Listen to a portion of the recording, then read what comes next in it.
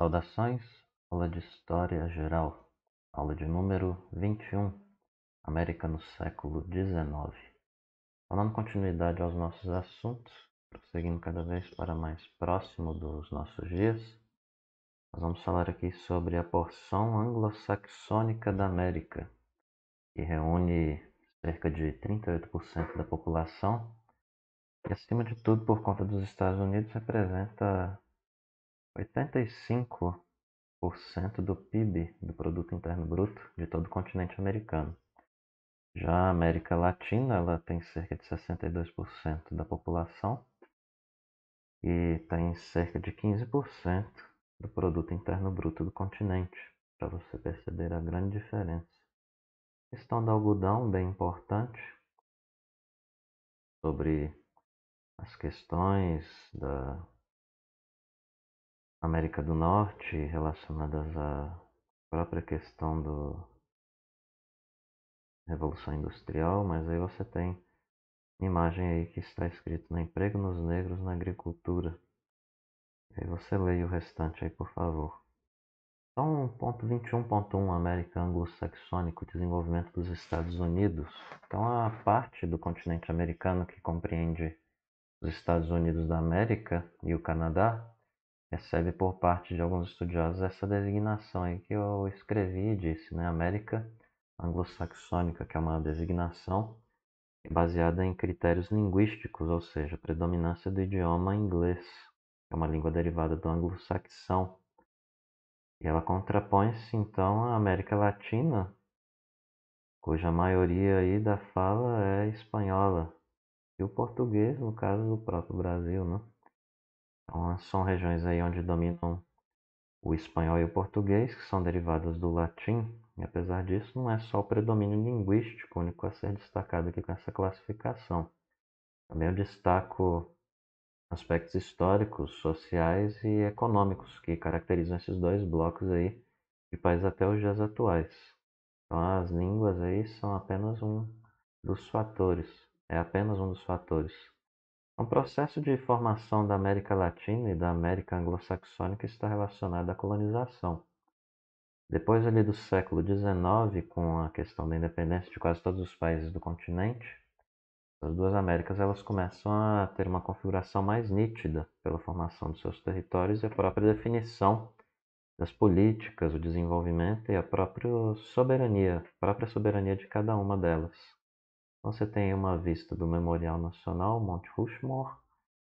Leia aí também a legenda, por favor, dê uma pausa e agora prossigamos para a expansão dos Estados Unidos. Depois que foi promulgada a Constituição em 1787, os Estados Unidos então elegem ali George Washington para a presidência da Federação. E depois de dois mandatos, 1789 a 1797, o governo de Washington ele promove um programa econômico para o desenvolvimento da indústria, do comércio e das finanças do país. Então, com as políticas adotadas, a economia dos Estados Unidos passa a crescer de maneira rápida. Disse que as elites capitalistas elas passam a sonhar com os novos mercados para os seus produtos. E naquela época ali, o começo do século XIX, a população dos Estados Unidos ocupava um, um papel predominante ali na região da costa atlântica leste do território. E essa ocupação ali vai ser de um ponto bem importante para a história dessa nação. Então, aproveitando o contínuo aumento da população, as autoridades ali do governo passam a incentivar a expansão territorial rumo ao Pacífico, né? Rumo ao oeste. E aí daí aquela ideia do Velho Oeste, né? Adentrando o território, eles eram da direita do mapa norte-americano ali, vão indo para a esquerda, então oeste. E ali a etapa é conhecida então como a conquista do oeste na história dos Estados Unidos, que tem o objetivo de tornar essa nação então um grande país da costa leste no Atlântico. Se lembrar do Atlântico, se lembrar da Mata Atlântica, onde chegaram os portugueses e pegaram a Mata Atlântica ali, o desmatamento, a questão toda de pau-brasil, né? E a costa oeste, o Pacífico. Pacífico, você lembra daquele espaço enorme, sem nações ali, como se fosse praticamente mar, um grande oceano, né? Então, pacífico, por isso que é chamado assim. Vamos colocar então que a chegada dos grupos imigrantes europeus, quase sempre interessados ali em oportunidades, novas terras para morarem, trabalharem, prosperarem, contribui então para a aceleração dessa expansão que a gente está tratando aí. E em 1810 o país ele já conta com cerca de 7,2 milhões de habitantes. E para cumprir então seus planos de expansão, satisfazer ali os desejos da população, o governo passa a oferecer terras a preços mínimos aos colonos que viessem a se estabelecer nas novas áreas, que até então eram ocupadas por indígenas. Movidos por uma ideia de uma vida melhor, muitos seguem caravanas para o oeste. E é nessa época que os governantes dos Estados Unidos eles se empenham em divulgar a ideologia do Destino Manifesto. E quer dizer o quê? Que o país e aquelas pessoas eles foram escolhidos por Deus para ocupar um território que ia do Oceano Atlântico ao Oceano Pacífico ali. Então, eles vão construir ali uma civilização próspera fundada por brancos, anglo-saxões e protestantes, vamos dizer aí alguns historiadores, né? Então, é uma ideologia baseada na noção de superioridades em eles, de grupos sociais em relação aos indígenas, que são considerados pagãos, e os católicos também são considerados aí, os ibéricos, né, inferiores. Dentro dessa perspectiva e essa maneira de interpretar a história. Existem outras maneiras. A doutrina do Destino Manifesto ela é conveniente, dizem os historiadores dessa interpretação, para os objetivos políticos e socioeconômicos ali do governo, naquele contexto histórico específico. E você tem uma imagem que é bem conhecida, que ilustra bem essa questão da ida ou a marcha para o oeste. E aqui nós aproveitamos para falar de um subtópico dentro dessa temática maior, que é a questão da expropriação das terras indígenas. A expansão das conquistas por parte dos brancos rumo ao oeste, a gente tem ali conflitos sangrentos com os povos indígenas que habitavam aquelas regiões, como os Apaches, Iroqueses, Cherokees, Cheyennes e outros, né? E na medida das possibilidades, os indígenas eles lutavam pela defesa dos seus territórios ali, da sua cultura, da sua liberdade, mas acabam sendo derrotados, acima de tudo por causa da superioridade do armamento dos conquistadores. E a própria questão das doenças, que a gente já falou um pouco também quando falou da colonização na América do Sul e Central. Então nós temos aí que a maior parte dos indígenas é exterminada, e há cálculos que dizem que antes da chegada dos conquistadores existia cerca de 1 milhão de indígenas no território que atualmente é os Estados Unidos. E em 1860 dizem algumas estimativas que restavam só 300 mil. E os que sobrevivem ao massacre, eles vão sendo confinados em reservas federais, são delimitadas ali por sucessivos governos dos Estados Unidos. Muitas vezes as terras eram áridas, não apropriadas à atividade agrícola e também com pouca caça.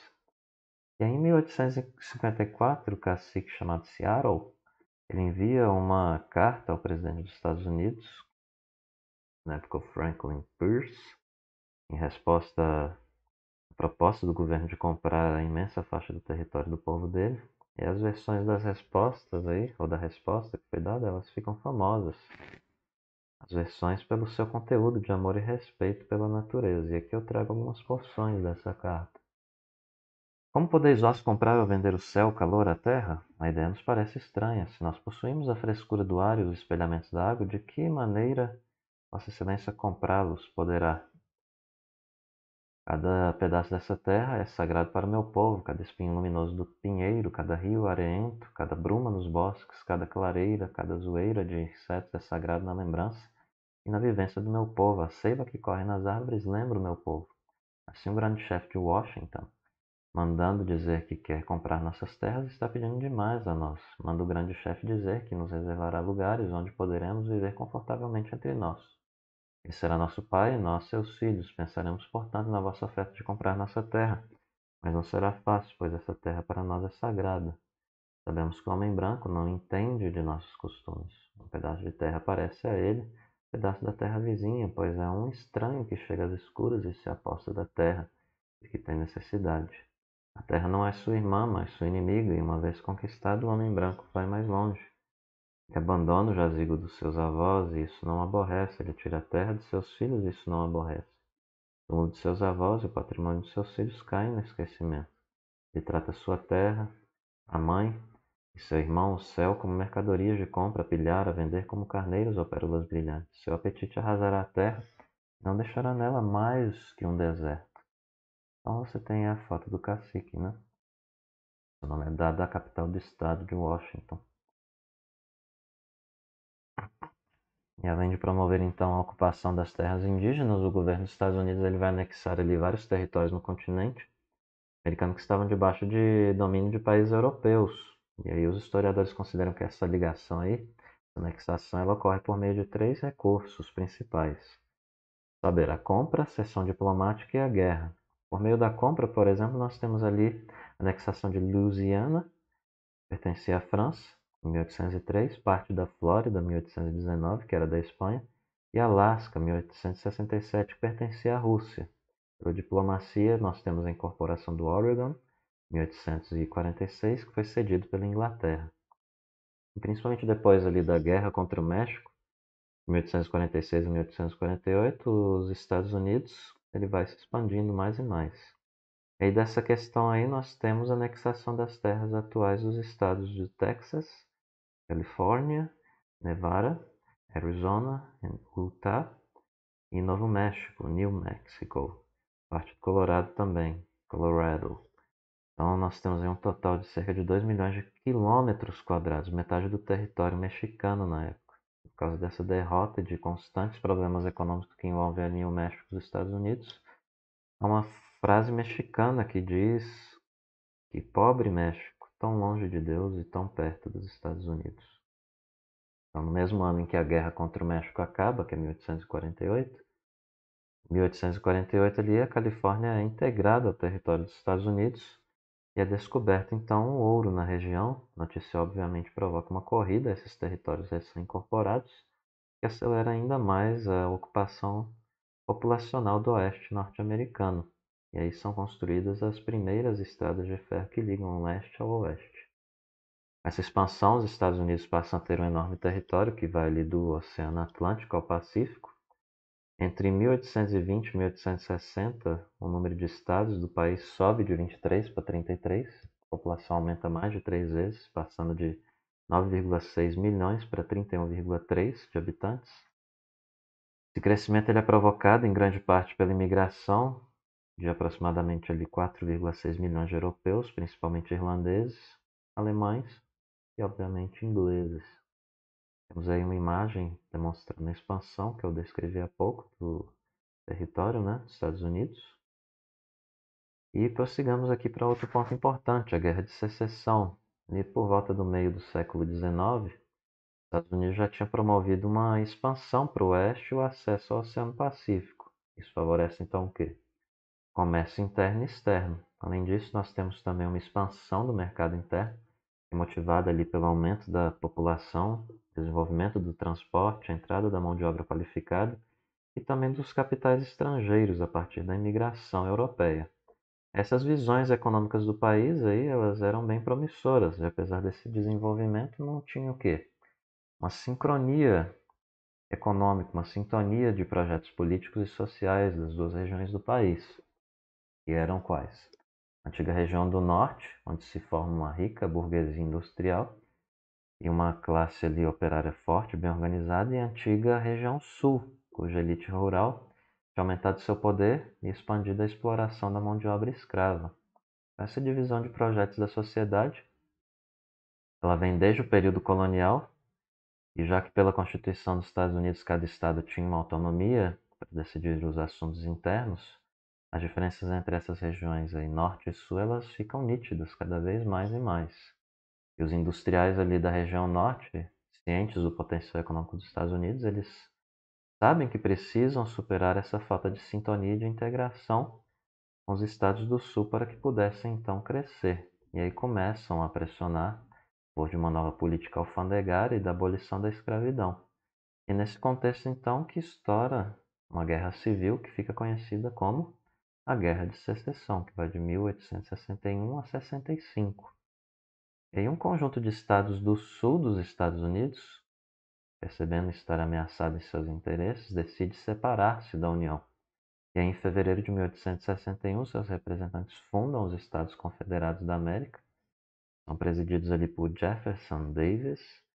E entre os Estados Confederados estavam Carolina do Sul, Carolina do Norte, Alabama, Arkansas, Flórida, Geórgia, Louisiana, Mississippi, Tennessee, Texas e Virgínia, falando de maneira bem portuguesa mesmo.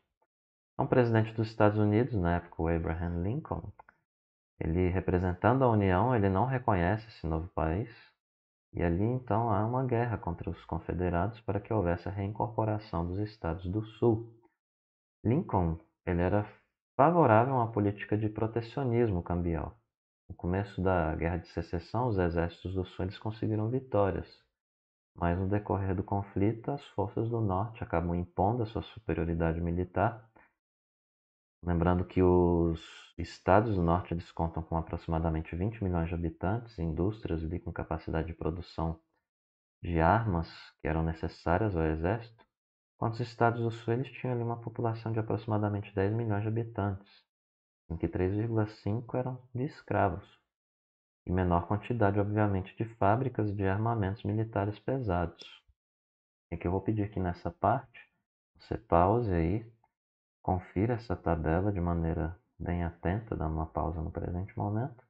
Tendo lido aí, interpretado, prossigamos então para o que temos a ver ainda mais aqui nessa lição, nessa aula. O que eu vou destacar para vocês nesse contexto a cabana do pai Tomás. Entre 1851 ali e 1852 é publicada essa obra da escritora estadunidense Harriet Beecher Stowe. E essa obra de ficção, ela pode ser usada como uma fonte histórica para entendermos ali melhor o período, né? Então vamos investigar ela, por exemplo, ou quem tem interesse pode ler e interpretar aí o conteúdo dela, né? Que narra a vida de 3 escravos ali no sul dos Estados Unidos, que influenciam a causa abolicionista no país porque eles acabaram mostrando as crueldades da escravidão.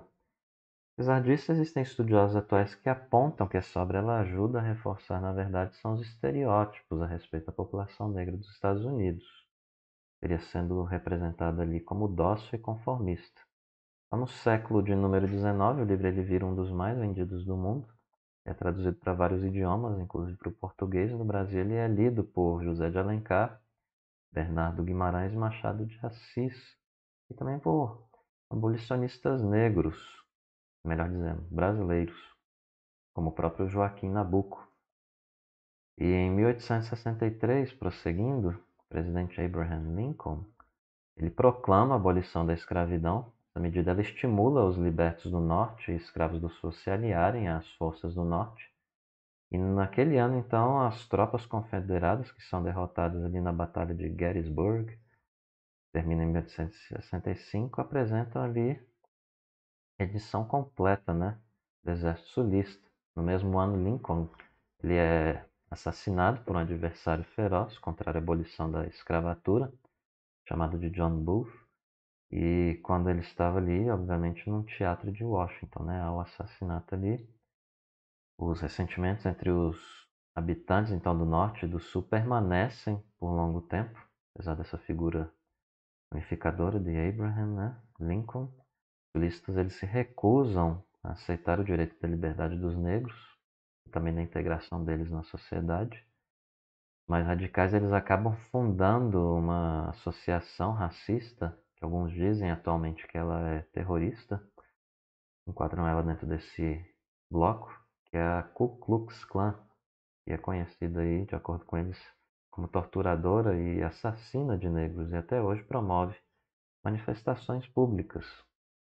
E de acordo com alguns historiadores, a Guerra de Secessão ela provocou aí a morte de cerca de 600 mil pessoas, 600 melhor dizendo, né? E cerca de 8 bilhões de dólares em prejuízos. Mas a sociedade e os dirigentes dos Estados Unidos se esforçaram ali para a reconstrução do país logo depois desse conflito. Enquanto a economia agrária dos Estados Unidos é prejudicada ali pela concorrência internacional no mercado do algodão, que era o alicerce, né? Era a exportação principal ali da nação, era esse produto. Você tem ali uma aceleração então do ritmo de desenvolvimento industrial dos estados do norte, que acabam contando com leis protecionistas em benefício da indústria. As estradas de ferro são construídas cada vez mais e mais para então ligarem ali o país, fazer a interligação e permitir a integração dos mercados internos. A questão da produção e do consumismo, né? Em 1880 você tem a malha ferroviária atingindo ali aproximadamente 150 milhões de quilômetros. Tem cidades industriais crescendo rapidamente e elas abrigam muitos operários, apesar das perdas humanas e dos prejuízos financeiros, as mudanças sociais que vêm ali com a Guerra de Secessão, elas contribuem para o desenvolvimento do capitalismo nos Estados Unidos. E com o fim do século XIX, o país então é uma das principais potências do mundo. Prosseguindo, temos aqui agora a questão da América Latina. Diferente da América anglo-saxônica, ela segue um caminho marcado pela questão do menor desenvolvimento. Alguns vão pegar aí, eu coloquei esse mapa aí de propósito. Vão considerar que aquela porção ali das, me falha a memória, das Guianas, Guiana Francesa ali, temos dois países ali, eles não fazem parte da América Latina. Há outros que dizem que faz.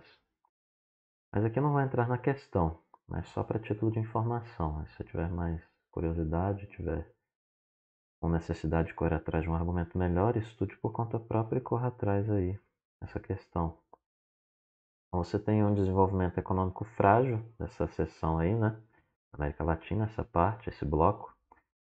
E você tem aí mais de 30 países atualmente heterogêneos, seja em termos de economia, de sociedade, política, demografia e território, o que impossibilita então uma visão única e generalizada da região. Mas, apesar disso aqui, a gente vai tentar traçar alguns fatores comuns que processam a maioria desses países latino-americanos em seu período de formação. E, em geral, esses países eles passam por alguns acontecimentos, segundo Maria Lígia Coelho Prado. Eles são submetidos por mais de 3 séculos à exploração colonial europeia, viram politicamente independentes no início do século XIX e, no período pós-independência, estiveram debaixo da influência da Inglaterra no século XIX e depois dos Estados Unidos. Então, no século XIX, apenas a ex-colônia portuguesa, o Brasil, preserva sua unidade territorial depois da independência e consegue expandir o seu território.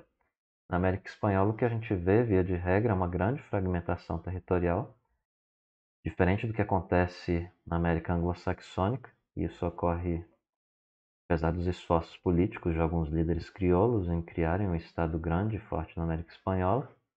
O general ali Simão Bolívar, por exemplo, ele queria formar uma grande Colômbia, unindo aquilo que a gente conhece como atualmente a Colômbia, Panamá, Venezuela, Peru e Equador.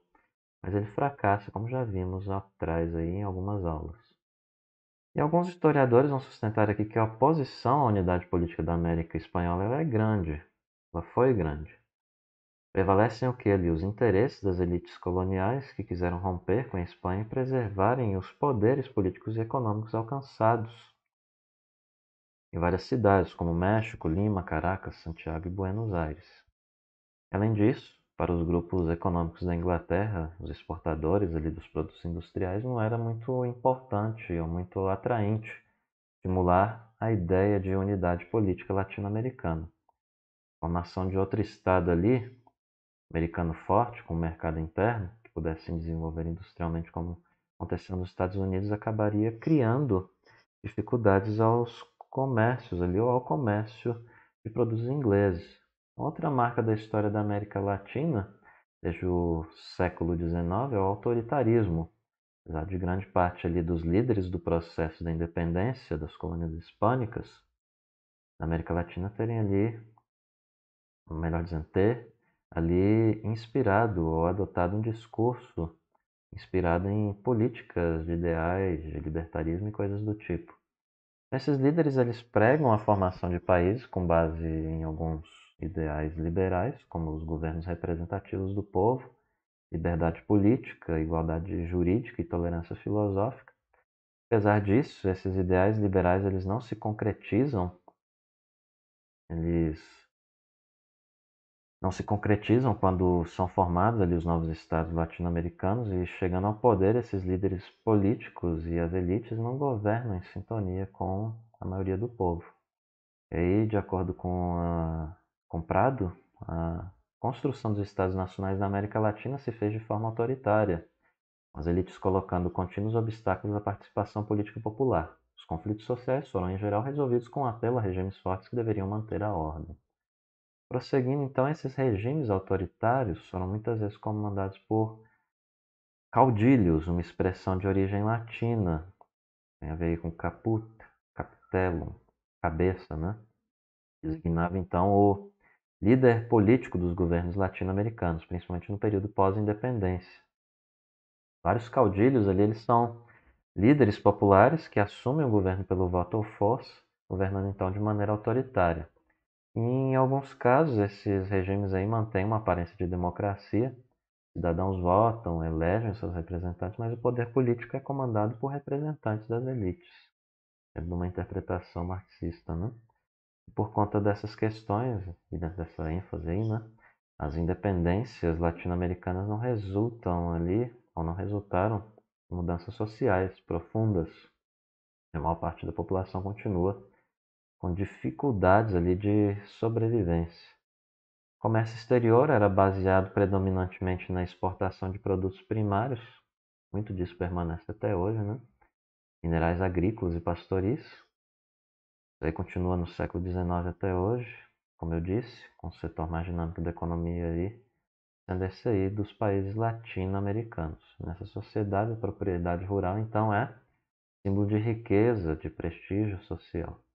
De acordo com Celso Furtado, depois ali de 1840, a participação dos países latino-americanos no comércio internacional configura três tipos de economias exportadoras dos produtos primários.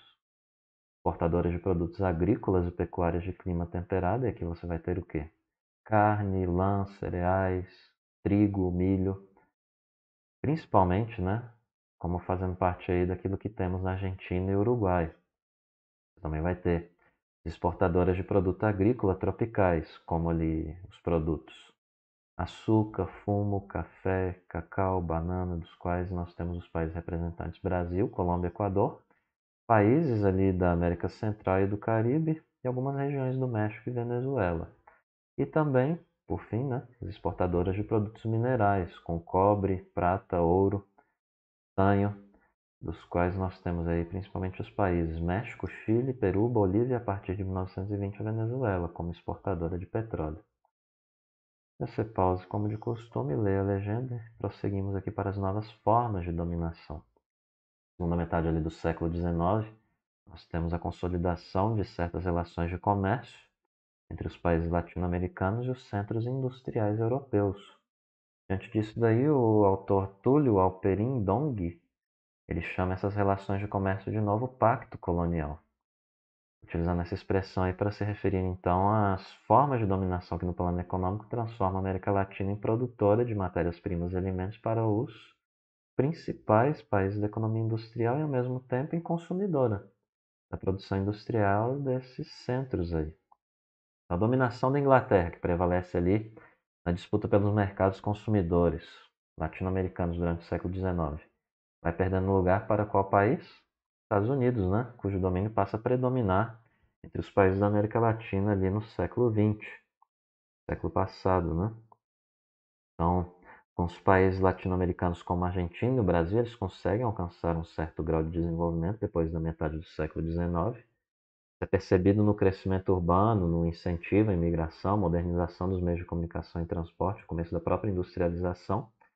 Mas, apesar disso, né, na interpretação de alguns historiadores econômicos, essa modernização ela ocorre dentro de um quadro de dependência política e econômica de países aí da América Latina, que é uma periferia do capitalismo, em relação aos países como Inglaterra e Estados Unidos, que são ali os países centrais do capitalismo.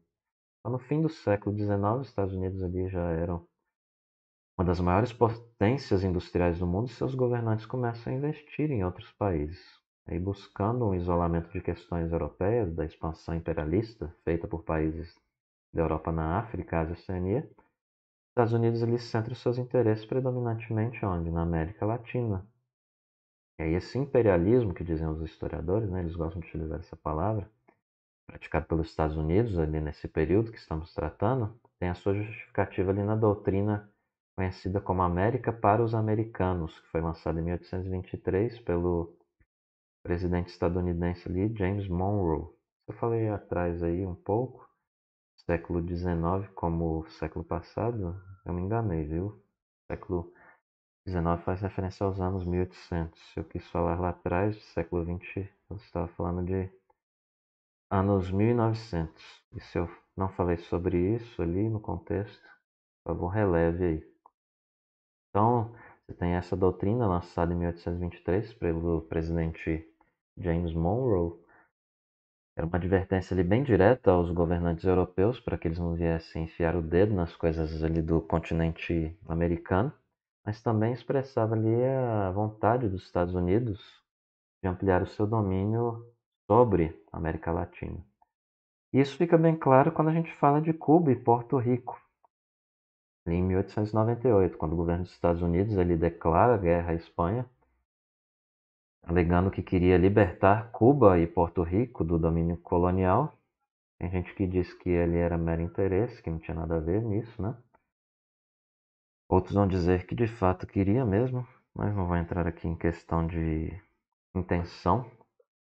Mas os espanhóis eles são derrotados, essas colônias são declaradas independentes. Na mesma época ali, as Filipinas, que era um território que restava debaixo ali do Império Colonial Espanhol, na Ásia também é incorporada aos Estados Unidos. Pouco tempo depois, Porto Rico é transformado em protetorado dos Estados Unidos. Os cubanos eles são obrigados a incluírem uma emenda na Constituição deles, conhecida como Emenda Platt, que aceita ali a intervenção dos Estados Unidos no país deles, sempre que o governo dos Estados Unidos julgasse necessário. E ainda em 1898, o governo dos Estados Unidos consegue anexar ali o Havaí, um arquipélago localizado no Pacífico. Então essa política aí do Big Stick, ela fica mais conhecida ainda de intervenção externa no governo de Theodore Roosevelt, de 1901 a 1909. Ele lança uma doutrina que estabelece então o direito do governo dos Estados Unidos de intervir de maneira militar nos países da América Latina, sempre que os interesses dos Estados Unidos estivessem em jogo. E aí os seus críticos afirmam que nessa política externa aí a frase preferida de Theodore Roosevelt era a seguinte: fale suave, mas tenha nas mãos um grande porrete. É por isso que a política é conhecida aí por esse nome, né, por essa expressão, melhor dizendo, Big Stick, que é o grande porrete. Os opositores deram nome a essa política dele aí, né? Enquanto que a expressão fale suave diz respeito às formas de corromper os dirigentes latino-americanos. Então, entre os séculos ali, 19 e 20, são produzidas várias charges, né, criticando essa política. E aí nós temos uma qualidade um pouco melhor, né, mais colorida. E temos aqui também ela, uma qualidade inferior, né, mais original, né. Falemos também aqui sobre essa questão, porque nas imagens aqui anteriores, né, temos aqui o canal do Panamá, né, relacionado a esse assunto. É um ponto muito importante aqui, um ponto prático dessa política, né? E foi nessa construção do Canal do Panamá. O país atualmente ali chamado de Panamá, ele era parte do território colombiano na época. E o governo dos Estados Unidos estava interessado em construir ali o quê? Um canal.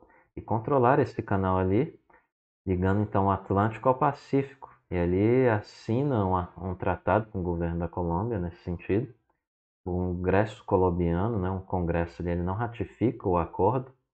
E para conseguir esses objetivos, então, o Roosevelt ele financia e apoia rebeldes separatistas da região. E aí o Panamá consegue a sua independência da Colômbia em 1903 e poucos dias depois já assina ali o tratado que cede o controle da zona do canal dos Estados Unidos por 10 milhões de dólares.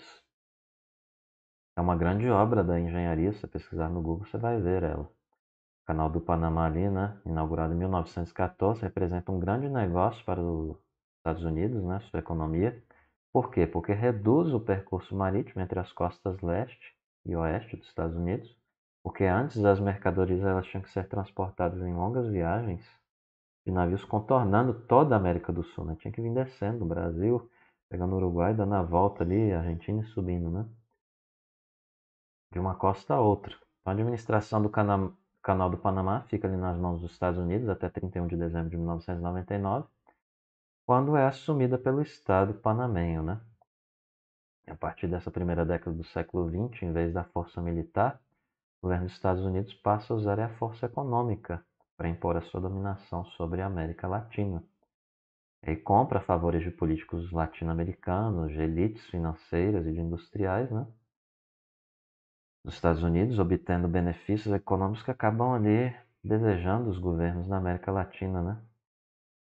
Desejando algo. E acaba ali a América Latina tendo um prejuízo, né? A população, de certo modo.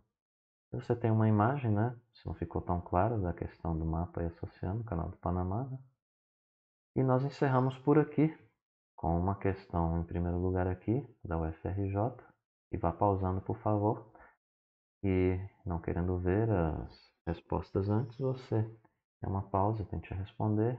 Eu vou trazendo aí, né? Para vocês, ou para você, meu caro ouvinte ou espectador. E encerramos aqui com uma sessão, fechando um bloco maior, né, quanto à questão de saber mais na internet. Temos fotos da Comuna de Paris, livros, Lopes e Arnaud, e nos filmes 12 anos de escravidão, filme bem recente, né, considerando que muitas das indicações na história tendem a ser bem antigas. Então, está aí entregue. Aula de número 21 de História Geral, a América no século XIX.